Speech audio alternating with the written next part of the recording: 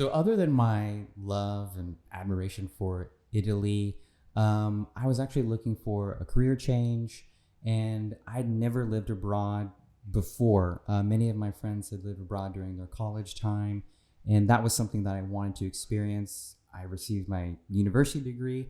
I'd worked in my respective career field for a few years, and the opportunity just came together that I was able to make the choice and accept the opportunity that I could actually make this happen in my life. I just needed the right guidance, the right people, the right resources, and IFA was that for me. Hi, I'm Seth. I'm 31 years old. I'm from the US, from the state of Arkansas, and I'm an IFA student. Today, I'm going to take you through the process of how I discovered IFA, what the steps were necessary to come over here, and what my experience is going like so far.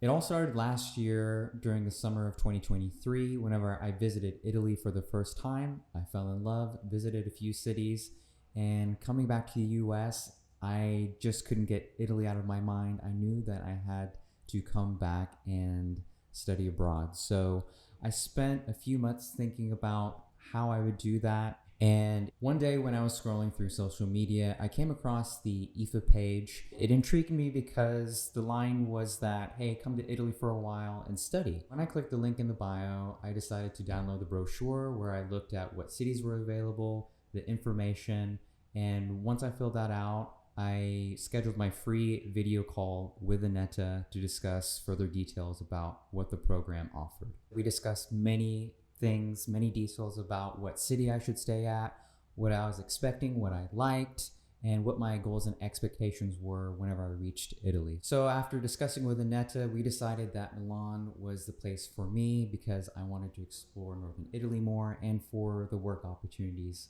available. We talked about the duration length of how long I was going to stay here. Initially, I wanted to stay for 3 months. However, Aneta suggested 4 just because of the visa application process and the student visa. So we decided that 4 months would be the best in order for me not to have to go back to the US to fill out some more documentation. The next part of the call was about discussing accommodations, lodging, renting, all of those things, where I was going to stay here in my time in Italy. So thankfully, IFA was really helpful and I didn't really have to do anything. They helped me set up where I was going to stay. Currently, I stay in an apartment here just outside of the school. It's about 20 minutes away, so it's very close. And yeah, they were able to help me set up accommodations rather quickly. And that was another thing I didn't have to worry about. After the initial call, we set up another formal follow-up call where we discussed probably one of the most important steps in getting over to Italy and starting your studies. So we discussed all the documentation necessary to get your student visa. Now, this portion was a little scary, a little daunting at first, but the good thing about the community at IFA is that they were there for me every single step of the way. They were able to show me what consulate I needed to go to, what information was needed from me in order to make that transition from, for my case here in the States, all the way to Italy very seamlessly and smoothly.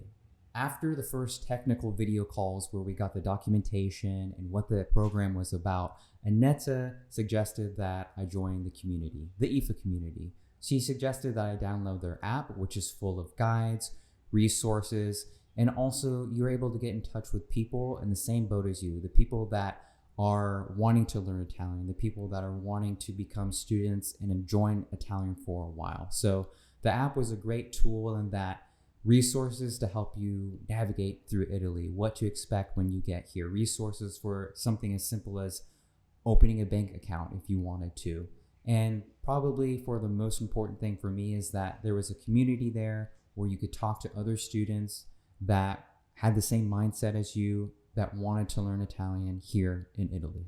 So after gathering all of the paperwork needed for me to go to Italy, such as the proof of financial means, the student visa, the health insurance, the big day finally came to where it was time for me to leave. So I packed up everything, said goodbye to my friends and family, and then I was so nervous at first, but once I got on the plane, I was excited to start my journey to coming over to Italy and being with the IFA community. After arriving to Milan airport, Annetta was super helpful in giving me resources and directions of how to get from the actual airport to my accommodations here in Milan. So, for example, what train I should get on, what time, how to get my ticket, all those really important details that I would have probably missed if I didn't have her help.